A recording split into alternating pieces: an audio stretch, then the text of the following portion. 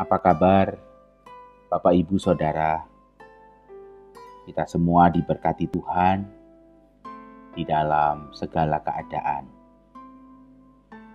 Hari ini kita akan kembali bersama dalam sapaan firman GKI Ngupasan.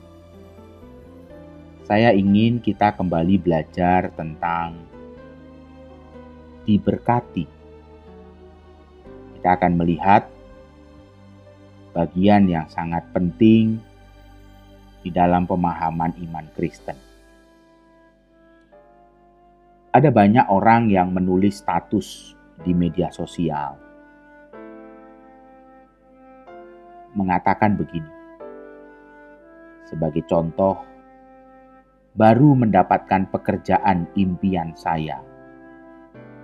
Lalu hashtag diberkati. Ada yang menulis status begini, merayakan lagi hari jadi pernikahan dengan istri yang cantik. Hashtag diberkati. Ada juga status begini, 4 tahun bebas kanker hari ini. Hashtag diberkati. Saya rasa bukan saya saja yang melihat pesan-pesan dan status seperti ini tersebar di media sosial. Namun, akhir-akhir ini entah bagaimana, hati saya merasa galau dengan orang-orang, terutama orang-orang Kristen yang menggunakan kata diberkati. Tentu saja, sama sekali tidak salah dengan merayakan dan bersyukur kepada Allah atas peristiwa-peristiwa membahagiakan dalam hidup. Tetapi seandainya kesehatan, kekayaan, dan kesuksesan kita ditandai oleh kata diberkati, pesan yang kita berikan kepada dunia secara tersirat adalah orang-orang yang dilanda sakit penyakit, kemiskinan, dan kegagalan adalah orang-orang yang terkutuk. Kita perlu mendalami ucapan bahagia Tuhan Yesus di dalam Injil Matius pasal 5 kembali. Apa yang dikatakan di dalam ucapan bahagia? Berbahagialah, diberkatilah orang yang miskin, diberkatilah, berbahagialah orang yang berduka cita, diberkatilah, berbahagialah orang yang dianiaya. Tuhan Yesus mengajarkan sebuah paradigma yang radikal tentang berkat yang tampaknya telah dilupakan oleh banyak orang percaya, orang Kristen. Berlawanan dengan kepercayaan dunia ini. Berkat yang sesungguhnya sejati tidak ada hubungannya dengan kemakmuran materi atau kesehatan jasmani.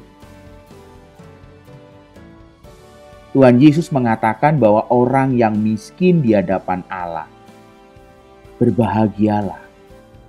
Berbahagialah orang yang lemah lembut. Berbahagialah orang yang berduka cita. Namun, sesering apakah kita melihat seseorang memposting tanpa kesan ironis sesuatu seperti berduka karena kehilangan pekerjaan hari ini, diberkati? Tidak ada. Saya rasa orang menulis begitu tidak ada. Berduka karena ditinggalkan kekasih, diberkati. Tidak ada. Bagaimana bila kita mulai membagikan pesan yang lebih tepat tentang berkat? Diberkatilah orang yang tidak mempunyai pekerjaan karena mereka akan mengalami penyediaan Allah, pemeliharaan Allah. Diberkatilah orang yang masih lajang, karena kasih terbesar mereka adalah Kristus saja. Diberkatilah orang yang sakit, karena kekuatan Allah akan diperlihatkan dalam kelemahan mereka. Hal-hal ini menurut saya adalah ucapan berkat, ucapan bahagia yang diajarkan Tuhan Yesus Kristus dan perlu untuk didengar dan diketahui oleh dunia ini. Kita mesti membangun sebuah pemahaman yang utuh tentang berkat. Sangat berbahaya ketika pemahaman berkat itu hanya berhenti pada persoalan kemakmuran, kesehatan, keberhasilan. Tetapi kita tidak bisa melihat berkat di dalam sakit penyakit, kelemahan, kegagalan. Apakah di sana tidak ada berkat? Justru Tuhan Yesus berkata, tetap ada berkat di sana. Karena ada Tuhan. Selama ada Tuhan, maka pasti ada berkat dalam segala situasi hidup kita. Tuhan memberkati kita. Amin.